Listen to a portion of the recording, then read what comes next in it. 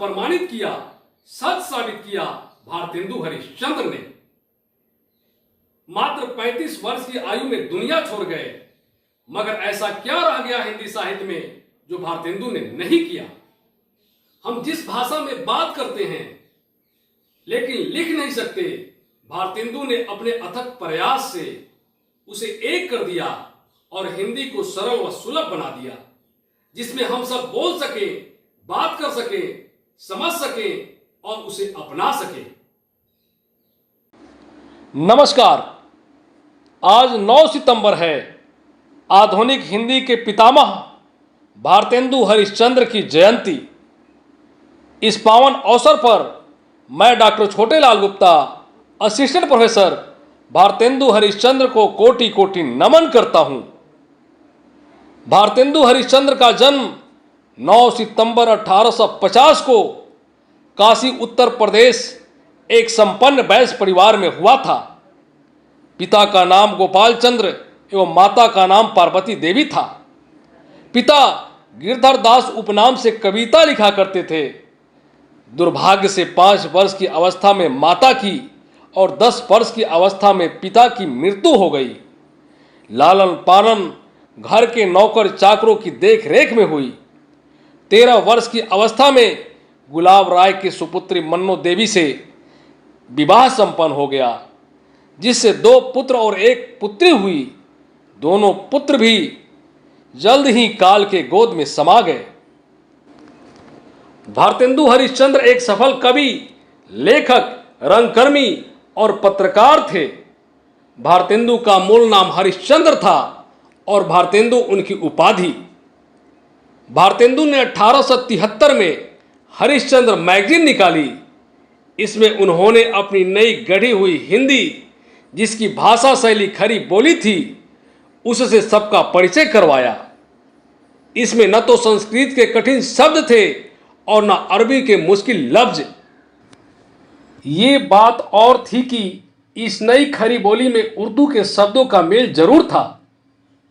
भारतेंदु छोटी सी उम्र में 21 काव्य ग्रंथ, 40 से अधिक गद्य काव्य और अन्य मुक्तक रचनाएं रच डाले। एक और अलग खास बात यह थी कि वे कहानियां, नाटक एवं गद्य सब खड़ी बोली में लिखते। जब कविता रचते तो वे ब्रज भाषा में लिखते। तेज याददाश्त और स्वतंत्र सोच के चलते उन्हें कई भाषाओं का ज्ञान था। भारतेंदु जी ने आधुनिक हिंदी साहित्य को श्रृंगारकालीन साहित्य, प्रेम, भक्ति, अध्यात्म की परंपराओं से निकालकर एक स्वस्थ सामाजिक, राजनीतिक, राष्ट्रीय चेतना से संपृक्त परंपरा की उर्वर भूमि बनाई और नवीनता के बीज बोए। इसके साथ साथ पश्चिम की भौतिक व वैज्ञानिक सोच व विचारों से साहित्य में नया रंग भरने का प्रयास भी करते रहे। इसलिए वे साहित्य में बुद्धिवाद, मानवतावाद, व्यक्तिवाद, न्याय और सहिष्णुता के गुण लेकर आए। उन्होंने अपनी लेखनी से अपनी संस्कृति और भाषा के प्रति प्रेम की अलख जगाने का प्रयास भी किया। निज भाषा उन्नति है, सब उन्नति को मूल, बिन निज भाषा ज्ञान के मिटत न हिय को सूल। भारतेंदु ने अंग्रेजों द्वारा भारतीयों पर किए जा रहे अत्याचारों व शोषण का चित्रण किया है। भीतर भीतर सब रस चूसे, हंसी हंसी के तन मन धन मूसे, जाहिर बातन में अति तेज, क्यों सखी साजन नहीं अंग्रेज। अंग्रेज भारत का आर्थिक शोषण भी जबरदस्त रूप से कर रहे थे। इसका उल्लेख भारतेंदु जी ने की है। अंग्रेज राज सुख साज सजे सब भारी, पै धन विदेश चली जात यह अति ख्यारी। श्रृंगार काल के कवियों ने जहां समाज की ओर से अपनी आंखें बंद कर ली थी, तब भारतेंदु ने सामाजिक चेतना जगाने का काम किया। आर्य समाज एवं ब्रह्म समाज जैसे सामाजिक आंदोलनों के प्रभाव में नवीन सामाजिक चेतना का उदय हुआ और विधवा विवाह, नारी शिक्षा, अस्पृश्यता निवारण की ओर जनता का ध्यान आकर्षित करने वाली कविताएं लिखी गई।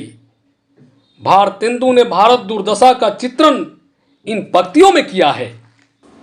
रो बहु सब मिली आ बहु भारत भाई, हा हा भारत दुर्दशा न देखी जाई। भारतेंदु युगीन कवियों ने श्रृंगार की मर्यादित अभिव्यक्ति भी की है।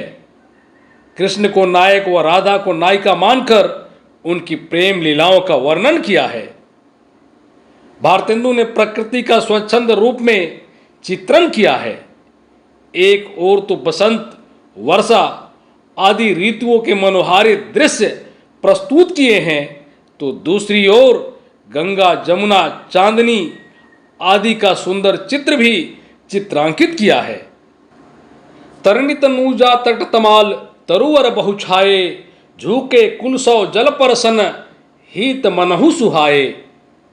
भारतेंदु ने हास्य व्यंग परक रचनाओं के महत्व को समझाते हुए अंग्रेजी शासन, पाश्चात्य सभ्यता, सामाजिक अंधविश्वास व रूढ़ियों पर करारी चोट की है।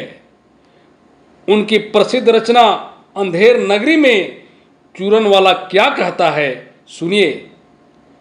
चूरन साहब लोग जो खाता, सारा हिंद हजम कर जाता। नए जमाने की मुकरी में कवि ने सामाजिक बुराइयों पर व्यंग किए हैं। मद्यपान व नशाखोरी के संबंध में उनकी व्यंग्योक्ति है। मुंह जब लागे तब नहीं छूटे, जाति मान धन सब कुछ लूटे। पागल करी मोही को खराब, क्यों सखी साजन नहीं शराब। भारतेंदु का सबसे बड़ा योगदान नाटक व रंगमंच के क्षेत्र में रहा। उन्होंने अपने छोटे से जीवन में कुल मिलाकर 17 नाटक रच डाले।